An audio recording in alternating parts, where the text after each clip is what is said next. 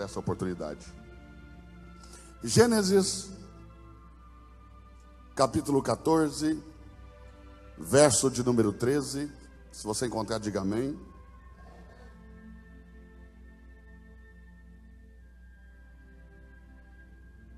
Está escrito assim: veio um que escapara e contou a Abrão, o hebreu. Mantenha a sua Bíblia aberta. Vamos orar.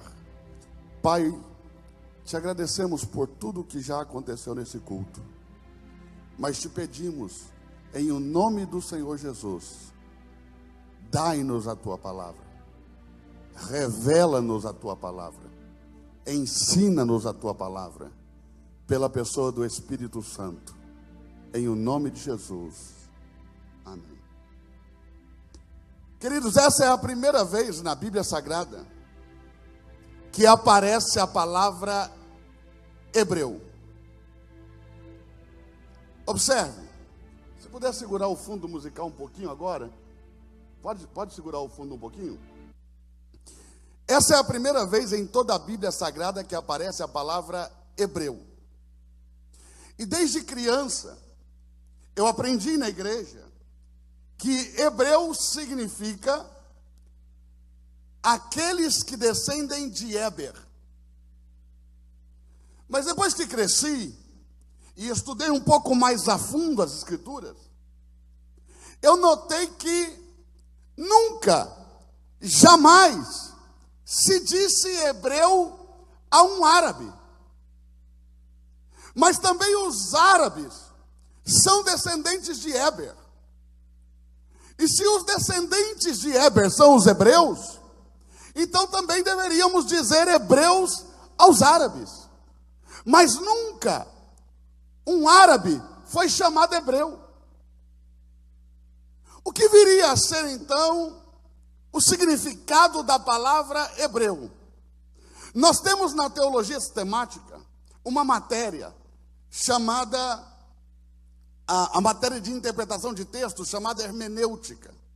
E a hermenêutica traz com ela alguns princípios, e um dos princípios da hermenêutica é o chamado princípio da primeira menção. Ou seja, todas as vezes que nós queremos estudar algo na Bíblia, uma palavra, um conceito, nós devemos voltar para o primeiro momento em que aquilo aparece na Escritura. E aquela palavra vai carregar esse mesmo conceito do Gênesis até o Apocalipse, do momento que ela aparecer até o fim das Escrituras. E aqui é a primeira vez que nós lemos a palavra hebreu. Quando? Logo depois que Abraão cruzou o chamado rio Eufrates. As pessoas que moravam do outro lado do rio passaram a chamá-lo de hebreu, que quer dizer aquele que veio do outro lado das águas, aquele que cruzou as águas, aquele que transpassou as águas. Quando isso aconteceu? Quando ele peregrinava desde sua terra natal em direção à terra de Canaã. Ele cruza o chamado grande rio Eufrates, e quando ele cruza, as pessoas que moravam do outro lado do rio o apontam dizendo: é o hebreu, ou seja, aquele que veio do outro lado das águas. Agora, o que você precisa entender é que ele não cruzou essas águas porque essas águas coincidentemente estavam no seu caminho. Ele cruzou essas águas porque Deus lhe preparou um caminho para que ele cruzasse as águas e do outro lado fizesse uma aliança com o Senhor. Deus nunca faz aliança com um homem que ele primeiro não passou pelas águas. Observe, Deus pode salvar um homem sem que esse homem passe pelas águas, mas Deus não pode fazer uma aliança com o homem que não passou pelas águas. De novo, Deus pode salvar um homem sem que esse homem passe pelas águas. Deus pode livrá-lo do inferno. Mas a aliança, Deus só faz com o hebreu. A aliança, Deus só faz com aquele que cruzou as águas. Por isso, Deus guiou Abraão para que ele cruzasse o grande rio Eufrates e do outro lado fosse chamado hebreu. E então, Deus fizesse com ele uma aliança. Você está por aí? Agora, entenda isso, entenda isso. Tradicionalmente, a igreja na América Latina ensina que primeiro você deve se batizar e depois você vai cear. Por quê? Porque quando o Senhor Jesus levantou o cálice da ceia, ele disse: esse cálice é o cálice da aliança. Ele só pode ter uma aliança com quem cruzou as águas. Então Abraão não cruza aquelas águas por acaso. Deus faz com que Abraão cruze essas águas e se torne hebreu para ter com ele uma aliança. Abra sua Bíblia comigo em Josué, no capítulo 24.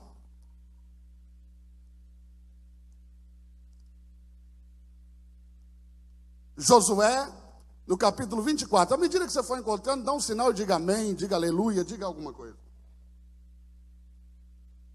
Posso ler? Josué, capítulo 24, verso 2, diz assim: então Josué disse a todo o povo: assim diz o Senhor, o Deus de Israel, da além do rio, habitaram antigamente os vossos pais, Terá, pai de Abraão, e de Naor, e eles serviram a outros deuses. Eu, porém, tomei a vosso pai Abraão da além do rio, e o fiz caminhar por toda a terra de Canaã. Também lhe multipliquei a descendência e lhe dei Isaque. Então observe que ele não cruza por acaso. Deus o toma propositalmente da além do rio e o faz cruzar o rio. E depois que ele passa pelas águas, ele experimenta do Senhor três coisas.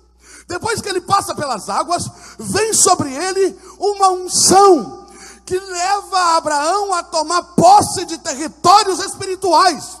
Ele começa a caminhar pela terra de Canaã, tomando posse dessa terra, porque todo aquele que passou pelas águas, recebeu de Deus um revestimento de unção, uma autoridade no Espírito, para tomar posse de territórios espirituais. Eu estou aqui essa noite para te dizer, que se você passou pelas águas, você vai entrar naquela casa essa noite, e vai dizer: Satanás, aqui quem manda sou eu. Você vai dizer naquela vizinhança que aquela terra é tua. Você vai dizer naquele bairro que quem manda ali é o Senhor Jesus. Tu vai declarar sobre a tua cidade o poderio e o senhorio de Cristo.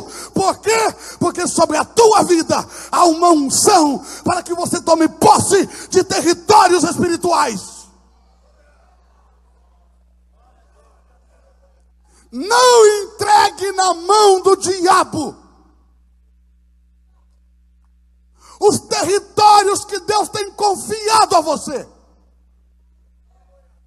Segundo, todo aquele que passou pelas águas recebe de Deus poder, unção de multiplicação. Olhe bem, o fiz caminhar por toda a terra de Canaã e lhe multipliquei a semente. Passou pelas águas, recebeu essa unção.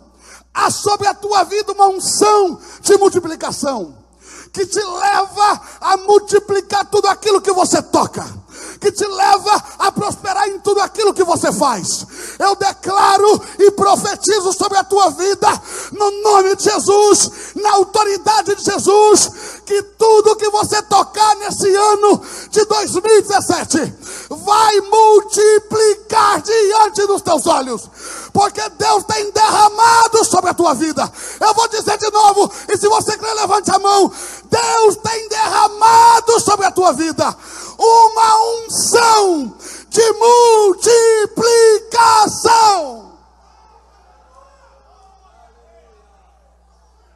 Terceira coisa que acontece com quem passa pelas águas: todo aquele que passa pelas águas recebe poder para tomar posse de territórios espirituais, recebe a unção e o poder da multiplicação, mas também vê o cumprimento das promessas do Senhor.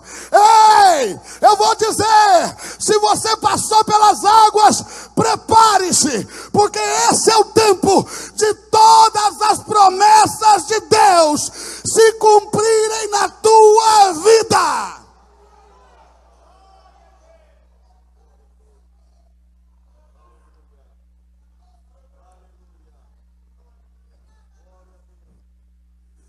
Todo homem com quem Deus quer uma aliança, ele passa pelas águas. Abraão cruzou o Eufrates. Depois veio Isaac e peregrinou pela mesma terra que o pai, e também cruzou o grande rio Eufrates. E também foi batizado nas águas, porque quando Abraão cruza o Eufrates, aquilo é batismo. Olha como diz em Josué: antes do rio, serviam a outros deuses. Depois do rio, ele servia ao Senhor. Antes do rio, serviam a deuses estranhos. Depois do rio, ele serviu ao Senhor. Antes do rio, era um. Antes das águas, era um. Depois das águas, se tornou outro. Se tornou em outro, porque as águas têm o poder de nos lavar e nos transformar em outros homens e mulheres.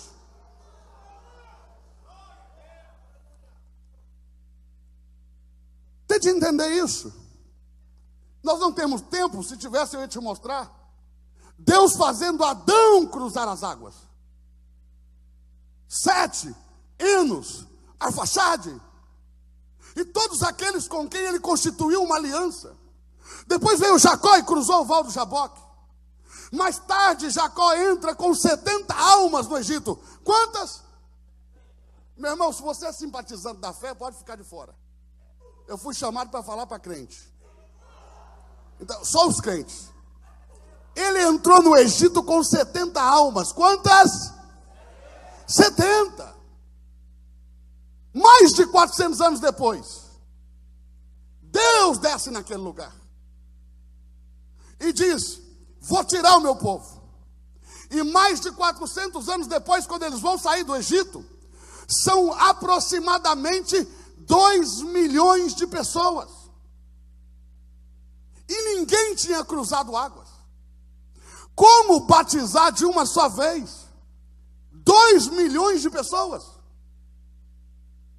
Como passar pelas águas de uma só vez 2 milhões de pessoas? Foi aí que Deus abriu o mar. Foi aí que Deus abriu o mar e batizou em um só dia 2 milhões de pessoas nas águas. Foi o maior batismo do planeta. Foi o maior batismo da história. Foi a maior peregrinação nas águas de toda a história do planeta. 2 milhões de pessoas passando pelas águas em um só dia. Pastor, mas está escrito que passaram em seco. Mas o princípio é entrar e sair, dá seu jeito. Entraram de um lado, saíram do outro. O que não dá é para entrar e sair de uma gota de água pingada na testa. Mas entraram e saíram. E do outro lado estavam batizados. Mas essa geração morreu no meio do deserto. E uma nova geração nasceu. E a população dos hebreus naquele tempo sempre aumentava. Se 2 milhões saíram do Egito, no deserto haviam mais de 2 milhões. Agora, como batizar nas águas? Pessoas que na maioria das vezes não tinham água sequer para beber. Se Deus não opera milagres, eles morreriam. Se Deus não opera milagres, como aquele milagre que ele operou lá nas águas de Mara, quando Moisés pegou os galhos de cetim, e lançou nas águas amargas, e elas se tornaram doces, morreriam de sede. Se Deus não faz jorrar água da rocha, morreriam de sede. E Deus não fez isso por uma vez, mais de uma vez. Por quê? Porque no deserto não tinha água nem para beber. Como batizar no meio do deserto?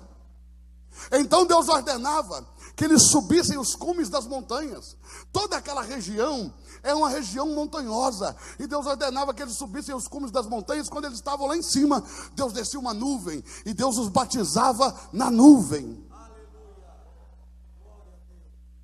Eu sei que tem muita gente que não acredita, porque eu sei como é que é. Sabe, nós temos uma certa dificuldade para ler a Bíblia, mas está na Bíblia. Abra sua Bíblia aí, 1 Coríntios capítulo 10.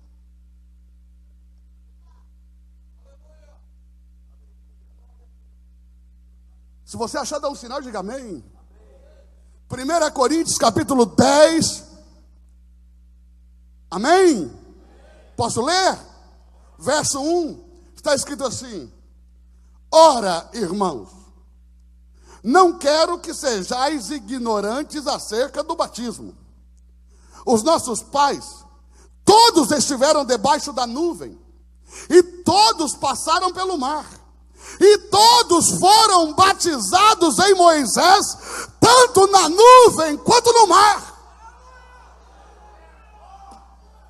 Aí, irmão, era batismo. Eu sei que o seu coração não quer crer, mas está aí escrito. Se você não gostar, pode rasgar essa página também. Mas está aí. Foram todos batizados. E depois disso, Deus ainda serviu uma ceia. Porque eles comeram uma comida espiritual e beberam uma bebida espiritual. Comida espiritual, bebida espiritual é ceia. Batizaram e lá no deserto, Deus ainda serviu uma ceia. Porque está escrito, Ele prepara uma ceia. Ele prepara uma mesa no meio do deserto.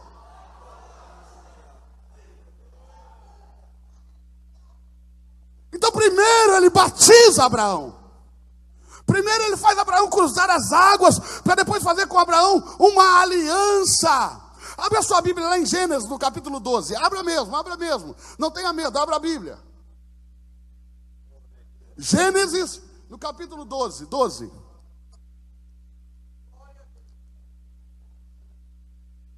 Se você encontrar, dá um sinal para mim. Olha o título do capítulo. Deus chama Abraão. De novo.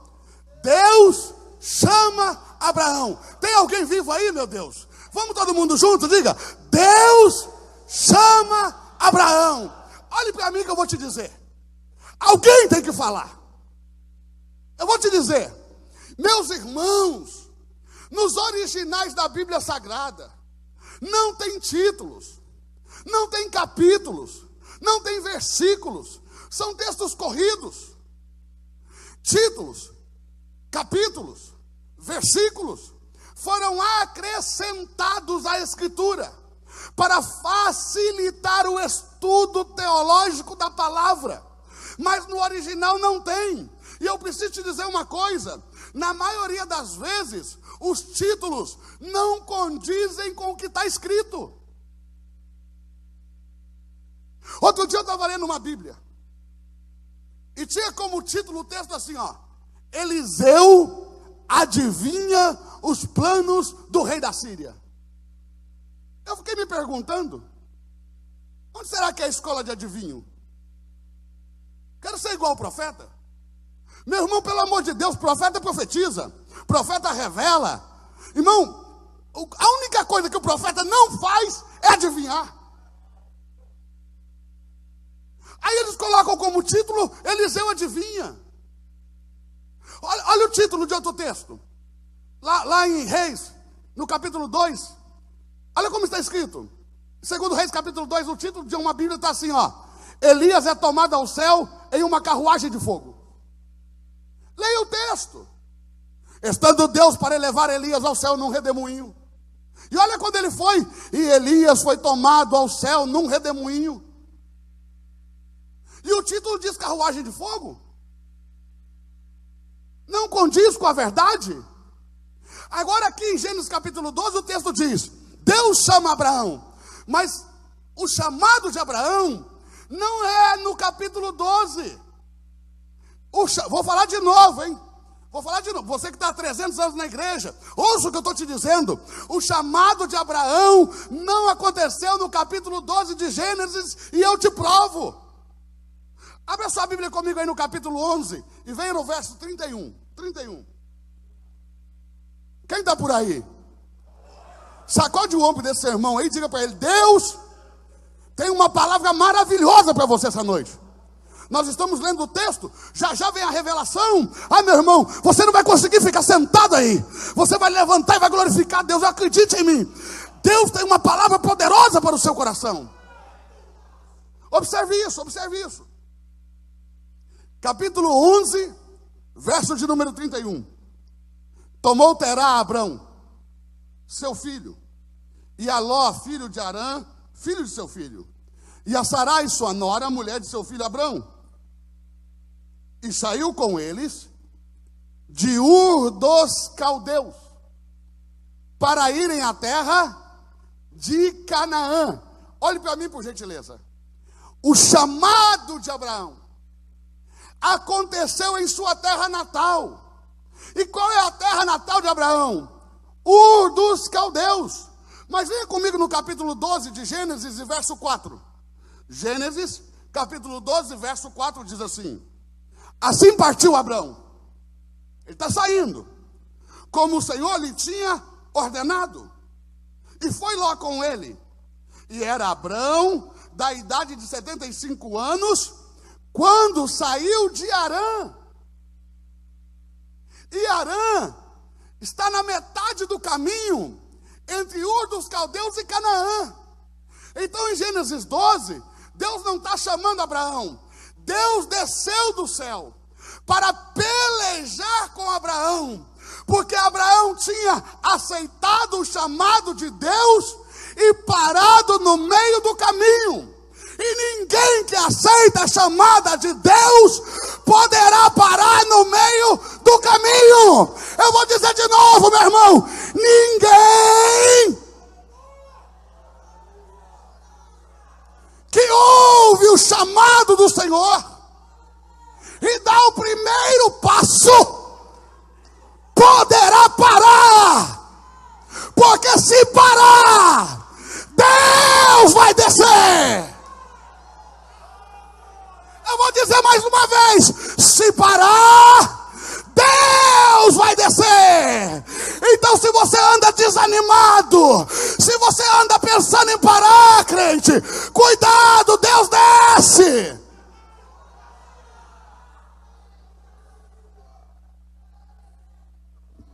Deus desceu para que Abraão continuasse a caminhada. Quem lê a Bíblia tem que entender que ela não está escrita em ordem cronológica. Pastor, o que significa isso? Os fatos não são contados na ordem em que aconteceram. Abra sua Bíblia comigo aí no capítulo 11, verso 1. Gênesis, capítulo 11, verso 1. Só quem está aí dá um glória a Deus. Só quem ama a palavra do Senhor, dê um glória bem forte aí. Capítulo 11, verso 1. Era toda a terra de uma mesma língua, de uma só maneira de falar. De novo, toda a terra tinha uma mesma língua e uma só maneira de falar. Verso 7. Deus diz: eia, desçamos e confundamos ali as suas línguas, para que um não entenda a língua do outro.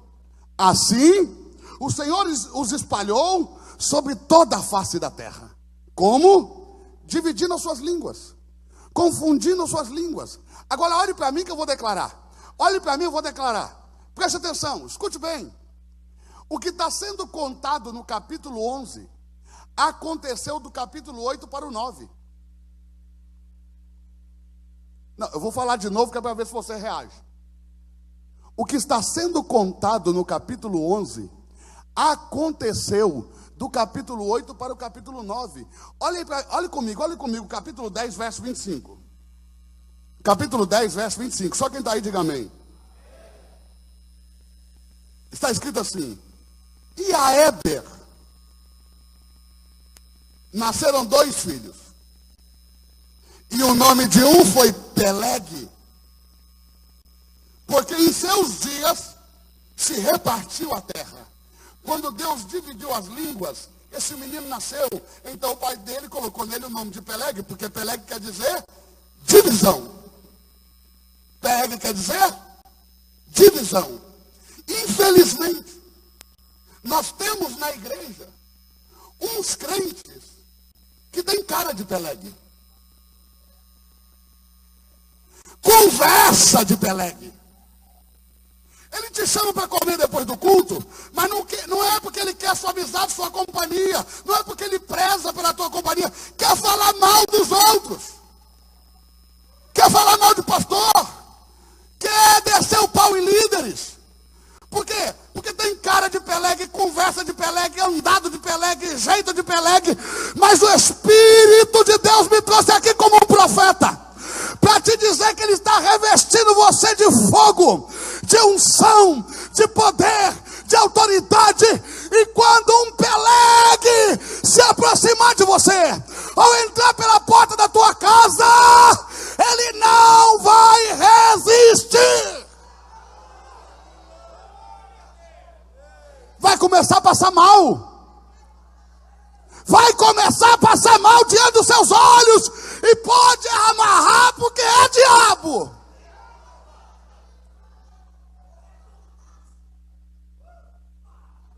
Acabou, Peleg.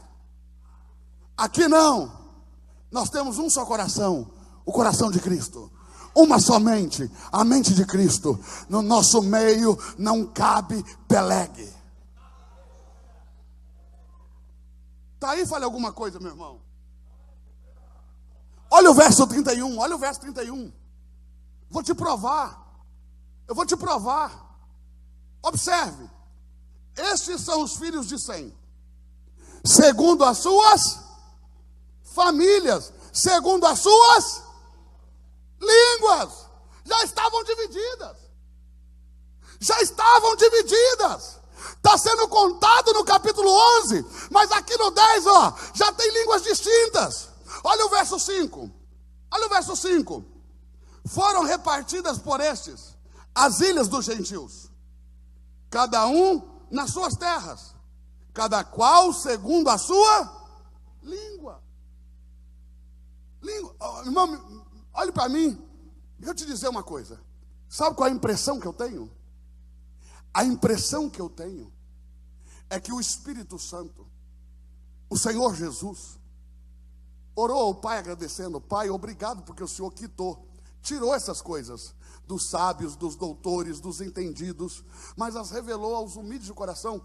Eu tenho a impressão que a Bíblia Sagrada é um grande quebra-cabeça, que Deus desmontou, misturou as peças e disse: quem tiver o Espírito Santo que monte. Eu vou dizer de novo. A sensação que tenho é que a Bíblia Sagrada é um grande quebra-cabeça que nos dá uma visão ideal daquilo que Deus quer de nós. Só que Deus desmontou, misturou as peças e permitiu que fosse montado só por aqueles que têm o Espírito Santo. Ah, meu Deus, só por aqueles que têm o Espírito Santo. É por isso que nem todo mundo entende. Estudam muito e não entendem nada. Leem muito e não compreendem nada. São doutores disso, daquilo, mas não entendem a simplicidade de Cristo. E por quê? Porque Deus quitou a eles. Porque estas coisas só se fazem pelo Espírito Santo que habita dentro daquele que ama e glorifica a Cristo.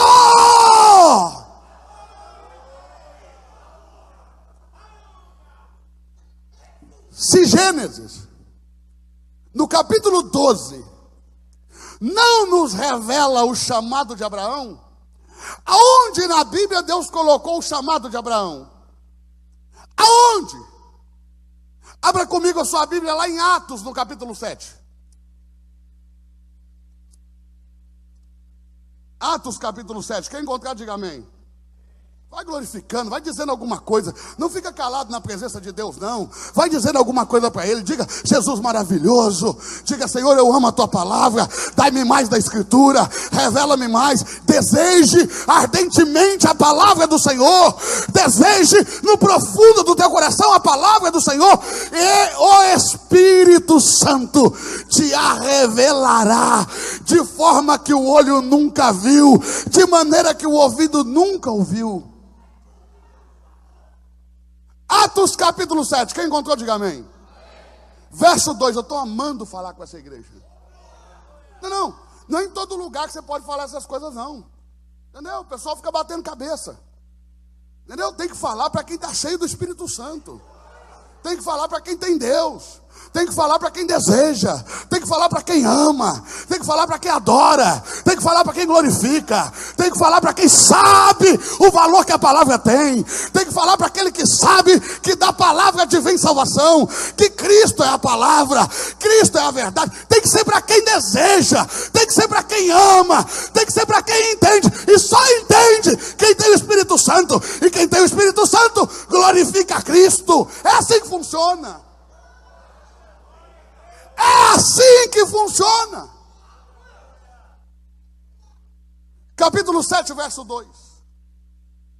E ele disse: homens, irmãos e pais, ouvi, o Deus da glória apareceu a nosso pai Abraão, estando este ainda na Mesopotâmia, antes de habitar em Harã.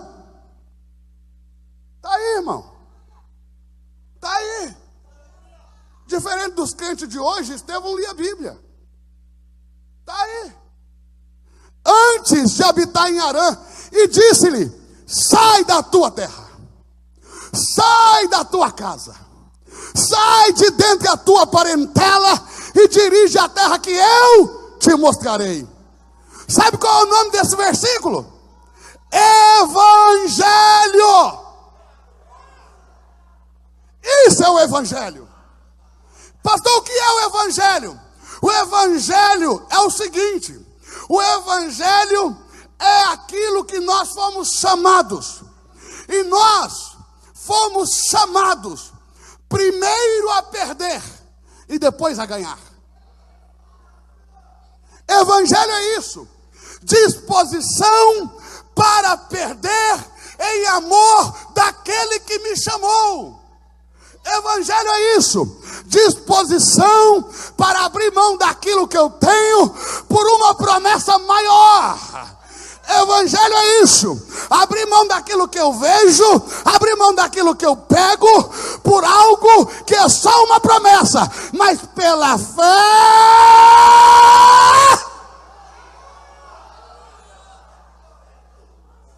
Ainda que eu não possa ver, eu tenho a convicção de que um dia caminharei sobre ruas de ouro, em uma cidade que vai descer do céu,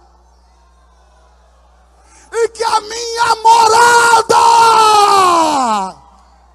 será junto aos anjos.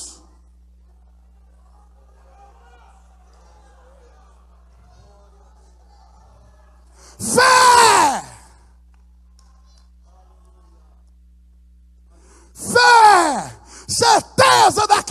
posso ver, convicção daquilo que eu espero. Isso é o evangelho. Sai da tua terra. Perdeu a terra. Eu não sei quem enfiou na cabeça dos crentes que você foi chamado para ganhar. Nós fomos chamados primeiro a perder. E aqui, quem não estiver disposto a perder, nunca pode ganhar. Olha o que ele disse: quem não estiver disposto a perder a sua alma por amor de mim, não a achará. Mas aquele que por amor de mim perdê-la, a encontrará. Porque aqui, primeiro se perde. Não sei quem te ensinou a ficar apegado às coisas materiais. Não sei quem te ensinou a querer vir para o evangelho para obter vantagens. Nós fomos chamados primeiro a perder. Sai da tua terra, perdeu a terra.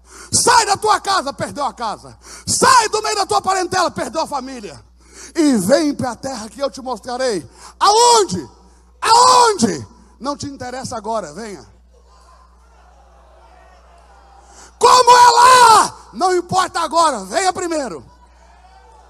Primeiro você vem. Depois vamos falar dos detalhes.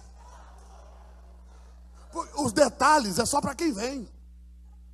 Vou falar de novo. Os detalhes é só para quem vem. Por isso que não é todo mundo que tem revelação. Por quê? Porque a revelação são os detalhes. E os detalhes é só para aqueles que saem. É só para aqueles que deixam tudo. É só para aqueles que abrem mão. É só para quem tem coragem. Ora, pontore, candala, basurianda. Isso é o evangelho, meu irmão. Sai da tua terra. Sai da tua casa. Sai do meio da tua parentela e vem para a terra que eu te mostrarei. Olha que coisa tremenda, olha que coisa tremenda, olha que coisa tremenda. Observe. Então, saiu da terra dos caldeus e habitou em Harã. Por quê? Cidade desenvolvida, em pleno crescimento. Haviam muitos templos de muitos deuses. O pai de Abraão ganhava dinheiro fazendo nichos de falsos deuses. Eles pararam ali porque Harã era uma terra de oportunidades. Quantas pessoas ouviram a voz de Deus, aceitaram o chamado de Deus e pararam na terra da oportunidade? Pararam na chance de enriquecer. Pararam na chance de construir. Pararam na chance de ter um bom carro. Pararam na chance. Por quê? Porque eles aceitaram. Mas a oportunidade os parou. Você não foi chamado para uma terra de oportunidades. Você foi chamado para uma terra de propósito. Só precisa de oportunidade quem não tem propósito. Porque quem caminha debaixo do propósito, ele não vai correr atrás da bênção. É a bênção que vai correr atrás dele. Eu vou dizer de novo.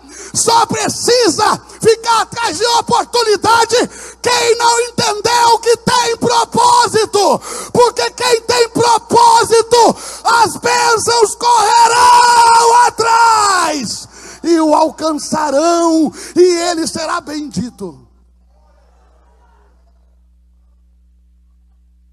Saiu da terra dos caldeus e habitou em Harã. Dali, depois que o seu pai faleceu, Deus o trouxe para a terra em que agora habitais. Observe isso. Por que não está escrito? Com a morte de seu pai ele saiu. Por que não está escrito? Com a morte de seu pai continuou. Por que está escrito? Com a morte de seu pai Deus o trouxe. Porque a morte do pai de Abraão foi responsabilidade de Deus para tirá-lo do meio do caminho, para tirá-lo de Harã. Por quê? Porque nada e nem ninguém poderá se colocar entre você e o chamado. nada e nem ninguém poderá se colocar entre você e o propósito. Qualquer coisa ou pessoa que te pare na caminhada para a qual Deus te chamou, Deus vai arrancar da tua vida.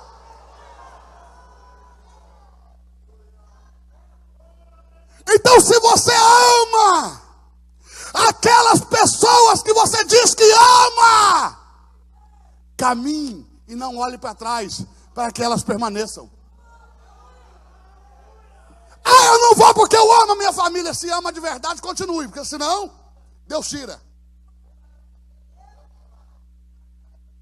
Eu não aceito porque eu tenho os meus filhos.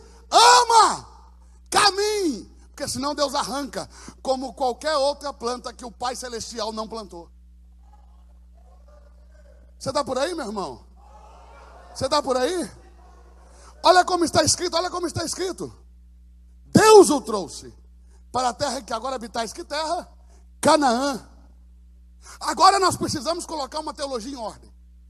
Porque desde criança eu aprendi que Deus tirou Abraão de uma terra ruim, de uma terra maldita, de uma terra idólatra, e levou para uma terra boa, para uma terra farta, para uma terra próspera. E isso é uma mentira. Não precisa nem ter estudado teologia, só precisa ter ido à escola.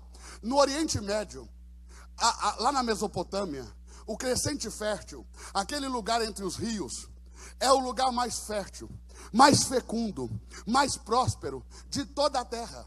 Abraão não morava em uma terra pobre, Abraão morava em uma terra rica. Deus não tirou Abraão de uma terra de fome, Deus tirou Abraão de uma terra de abundância. É mentira dizer que Abraão saiu de uma terra ruim para uma boa. Ele saiu de uma boa terra para uma terra ruim. Por quê? Porque Canaã não era uma bênção. É só você ler. Canaã não era boa, não era fértil, não era fecunda. Canaã é um deserto, meu irmão, põe na sua cabeça. Canaã é um deserto, é o deserto de Canaã. Põe isso na sua cabeça. Pastor, mas está escrito, em Canaã vai manar leite e mel. Leia a Bíblia. Deus não disse que o leite e mel vem da terra. Deus disse que na terra manaria leite e mel. Mas o leite e o mel não iam manar da terra. O leite e o mel manam de Abraão. Vou te explicar por quê. Leite e mel são os dois únicos alimentos citados na Bíblia que não têm origem na morte. Qualquer outro alimento, seja animal ou vegetal, tem origem na morte do animal ou do vegetal. Mas o leite e o mel vem da vida para a vida.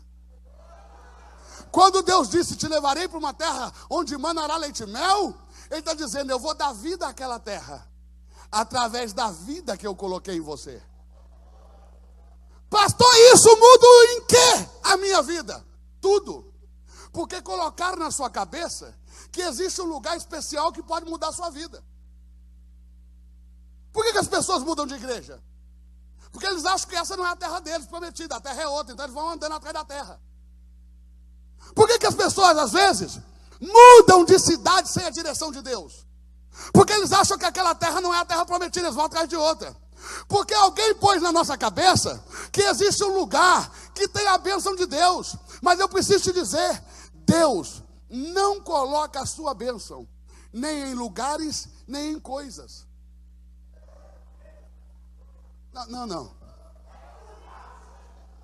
Eu vou falar. Pastor, mas e a toalhinha ungida não sei quem? Não tem a bênção. Mas e o copo não sei das... Não tem a bênção.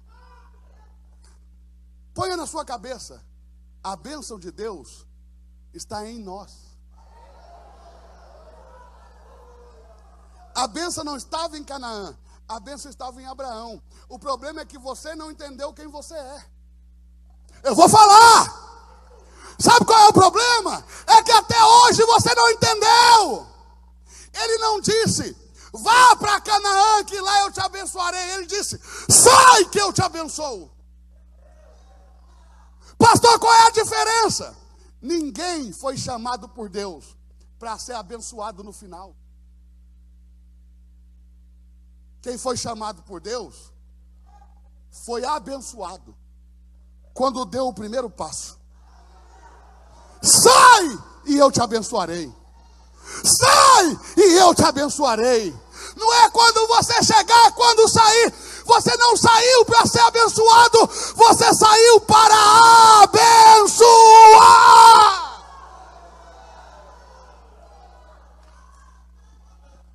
Gênesis capítulo 12, verso 10, quando Abraão chega em Canaã, tem fome na terra. O que tem na terra? Fome. É só ler. E por que tem fome? Porque a terra não é bênção. Aliás, era uma terra amaldiçoada.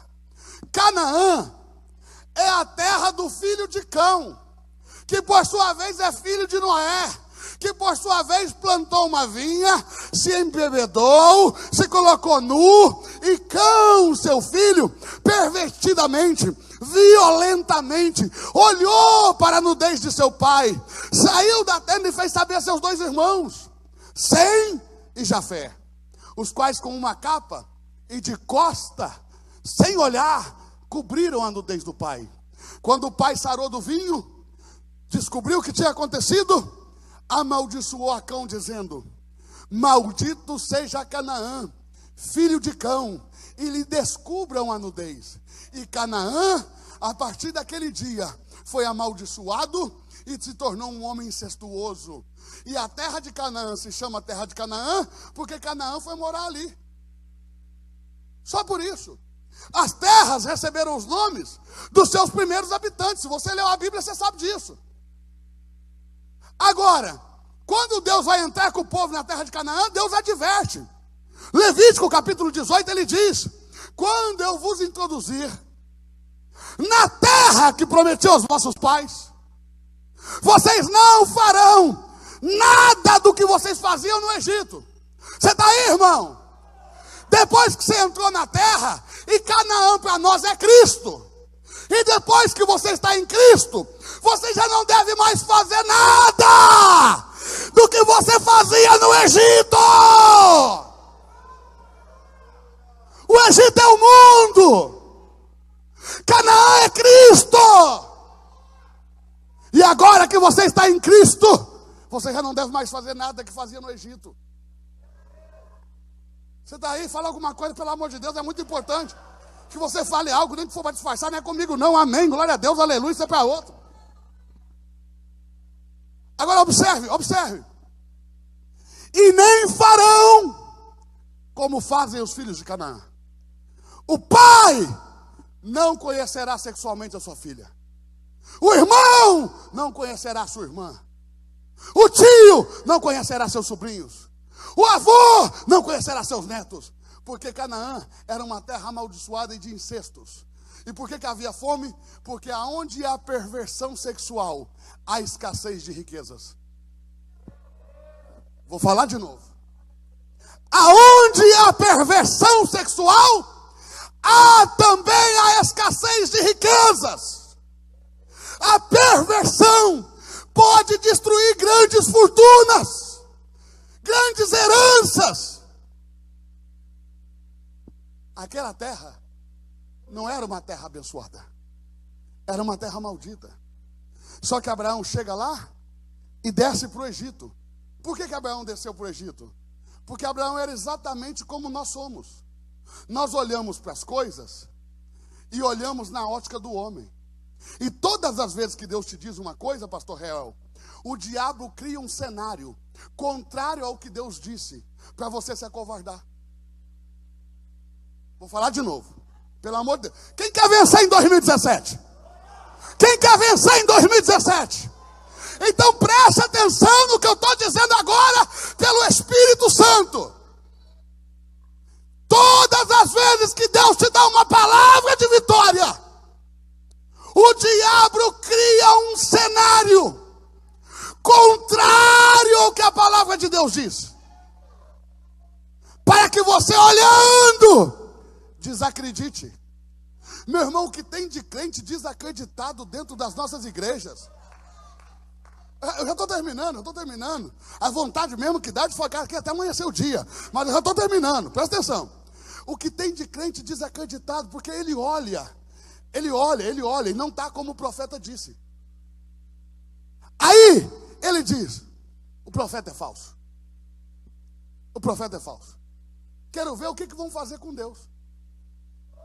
Lá em Gênesis, no capítulo 15, verso 13, pastor Réu, Deus fala com Abraão. Não é profeta. Deus falou. Sabe o que Deus falou? Abraão, saiba de certo que peregrina será a tua descendência em terra alheia. Abraão nem tinha tido Isaac. Abraão nem tinha tido Isaac. Deus já estava contemplando a sua descendência. Porque Deus não vê na mesma ótica que você. Diga, Deus me vê hoje? Não, pelo amor de Deus. Diga comigo, Deus me vê hoje da maneira que Ele me enxerga amanhã. Ele lida comigo agora por aquilo que Ele viu lá no futuro. Abraão, saibas de certo que peregrina será a tua descendência em uma terra alheia, e será reduzida à escravidão por 400 anos. Quantos anos, meu irmão? Depois você abre a Bíblia e leia. Não fica com a minha palavra, não, leia. Observe, 400 anos. Deus falou. Não foi profeta, não foi homem. Deus falou. Mas você abre a Bíblia em Êxodo no capítulo 12. Êxodo capítulo 12.